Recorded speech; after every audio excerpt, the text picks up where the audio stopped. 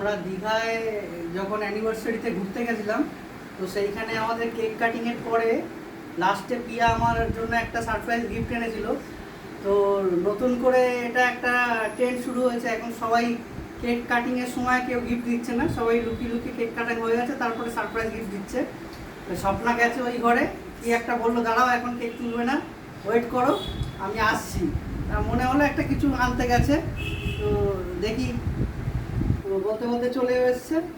বাবা বাবা খুব সুন্দর, বার্থডে তো এত বয়সে এত সুন্দর সুন্দর গিফট, বাবা বাবা অসংখ্য ধন্যবাদ তোমাকে। কি দিয়েছো দেখি গিফটগুলো এরকম করে। এগুলো সারপ্রাইজ না দিয়ে তো আগে দিতে পারো, তাহলে তো আমরা একটা ভিডিওর মধ্যে সব দেখে নিতে পারি। বাবা বাবা সুন্দর সুন্দর, ডিও আছে, রোলার আছে, আর কি আছে, ফেস ওয়াশ আছে, আর কি আছে, শাওয়ার জেল আছে, আর কি আছে, বডি লোশন আছে।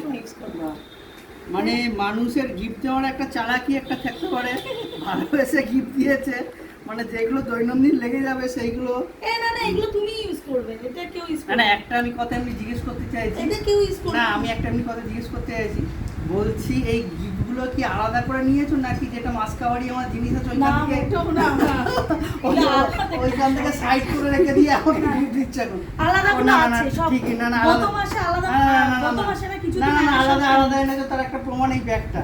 এখানে এটা গিফট ব্যাগ ছাড়া এই ব্যাগ দেবে না, এটা তার প্রমাণ। আমারই জাস্ট জোকস করলাম, এটা আপনি খারাপ ভাবে নেবেন না।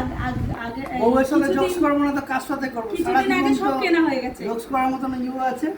লুকি লুকি যে এসব এত কিছু কালেক্ট করেছে আমি সত্যি জানি না, তবে যে কোনো ব্যাপারে বাড়ির লোকের কাছে যদি গিফট পাওয়া যায় সত্যি খুব ভালো লাগে।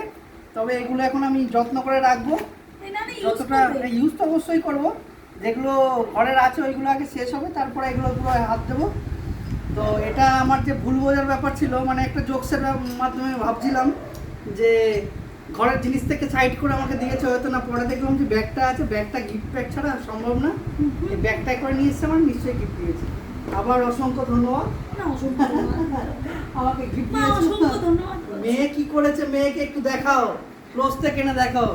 বার্থডে তো সেলিব্রেট করেছে, সারা মুখে কেক মাখিয়ে আর সারা জড়ি টড়ি সারা মুখের মধ্যে ভর্তি করে দিয়েছে। এটাই বার্থডে সুন্দর একটা উপহার গিফট। ঠিক আছে, আজকের মতন এখানে ভিডিওটা স্টপ করো। একটাই বলার আছে যে এই যে এত সুস্থ সবলভাবে এই বার্থডেটা সবাইকে নিয়ে, পরিবারকে নিয়ে সেলিব্রেট করছি, যেন শেষ দিন অবধি যতদিন বার্থডে সেলিব্রেট করি এরকমভাবে সুস্থভাবে সবাইকে নিয়ে করতে পারি। অসুস্থ হয়ে মানুষ বয়স কাটানোর থেকে সুস্থ অবস্থায় সবাই ভালোভাবে বেঁচে আনন্দ ফুর্তি মজা করুক, এটাই ভগবান রাধাকৃষ্ণর কাছে প্রার্থনা।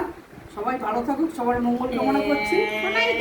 আজকের মতন এখানেই ভিডিওটা অফ করছি, নেক্সট ভিডিওতে আবার দেখা হবে। ধন্যবাদ।